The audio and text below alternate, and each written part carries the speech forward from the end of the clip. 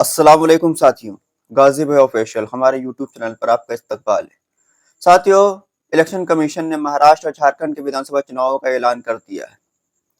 उसके साथ साथ बिहार और उत्तर प्रदेश के सीटों पर होने वाले उपचुनावों का ऐलान भी हो गया है।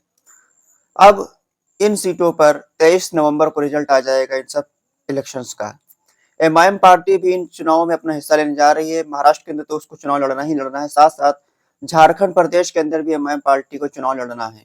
उसके साथ साथ बिहार और उत्तर प्रदेश की सीटों पर जो उपचुनाव होना है उनमें भी एमआईएम पार्टी अपने उम्मीदवार उतारेगी। अब मेन मसला यहाँ पर यह फंस रहा है कि ये सब चुनाव जो है ये सब एक साथ हैं। अब असदुद्दीन ओवैसी साहब जो स्टार प्रचारक एआईएमआईएम पार्टी के हैं, उनको बहुत ज्यादा मेहनत करनी पड़ेगी। उनको एक दिन में महाराष्ट्र के अंदर दौरे करने पड़ेंगे तो अगले दिन झारखंड के अंदर दौरे करने पड़ेंगे, और हो सकता है जो उपचुनाव है यूपी और बिहार में वहां भी उनको दौरे करने पड़ जाएं। तो बैरिस्टर असदुद्दीन ओवैसी साहब को पास बहुत कम वक्त है इन प्रचार प्रसार करने के लिए, क्योंकि 29 तारीख लास्ट डेट है अपना फॉर्म भरने के लिए प्रत्याशियों को। उससे पहले सारे प्रत्याशी आपको डिक्लेयर करने हैं, और जो चुनाव होगा उन चुनावों में आपको प्रचार करने के लिए भी बहुत कम वक्त मिलेगा। अब खबर ये आ रही है कि महाराष्ट्र के अंदर एमआईएम पार्टी बहुत ज्यादा मजबूत स्थिति में है, तो एमआईएम पार्टी महाराष्ट्र के अंदर अपना सारा फोकस महाराष्ट्र के अंदर लगाने जा रही है चुनाव में। झारखंड के अंदर जहां एमआईएम पार्टी ये सोच रही थी कि वो 22 सीटों पर 25 सीटों पर चुनाव लड़ेगी, अब एमआईएम पार्टी कम होकर तकरीबन 8 या 10 सीटों पर झारखंड के अंदर ही चुनाव लड़ने की संभावना एमआईएम पार्टी की आ रही है। झारखंड के अंदर एमआईएम पार्टी महाराष्ट्र के मुकाबले इतनी ज्यादा मजबूत नहीं है। झारखंड के अंदर हालांकि एमआईएम पार्टी को वोट पिछले चुनाव में अच्छा मिला था, लेकिन महाराष्ट्र में एमआईएम पार्टी बहुत ज्यादा अच्छी स्थिति में है।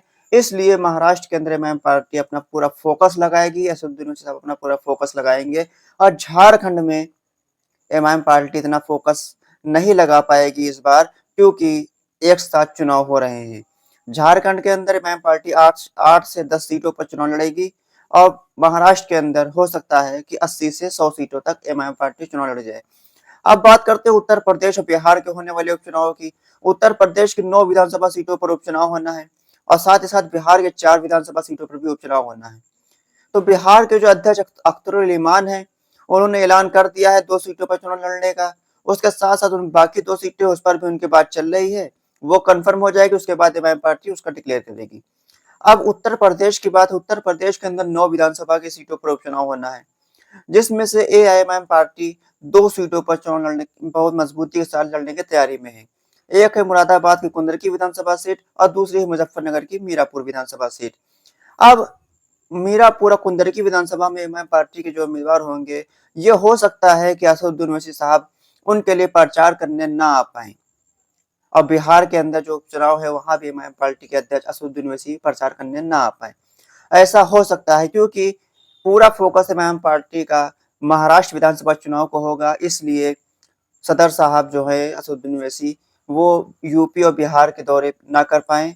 साथ ही साथ झारखंड के अंदर भी बहुत कम दौरे वो करेंगे, ऐसी संभावना जताई जा रही है, क्योंकि उनका पूरा फोकस महाराष्ट्र के अंदर है। महाराष्ट्र के अंदर एमआईएम पार्टी अच्छी सीटें जीत सकती है, इसलिए पूरी ताकत असदुद्दीन ओवैसी साहब अपनी महाराष्ट्र के अंदर लगाने जा रहे हैं।